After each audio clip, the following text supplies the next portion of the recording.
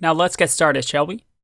In order for any programmer to learn a language, there are 4 key things that you need to really master for any sort of language, including Python.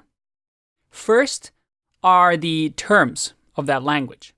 Sometimes a programming language has different words and different definitions for these words that you're going to have to memorize. Things like statements, variables, instantiation.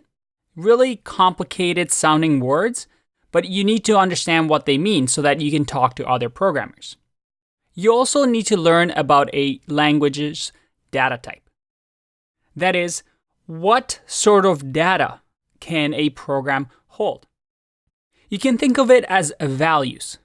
Just like in real life, we have different ways to represent values, like numbers, letters, and symbols. In programming, we have these data types to store information. And each programming language has different sort of data types. Next, we need to learn about actions.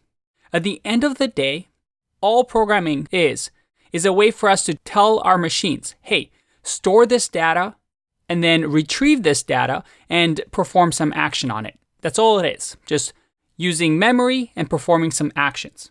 So we're going to learn how to perform those actions. And then finally, we have to learn the best practices of each language.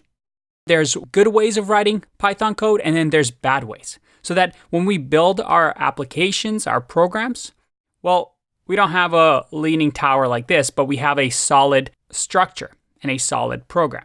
So throughout the course, we're going to learn about these things. But keep this in mind. These 4 things are what you need to become a good programmer.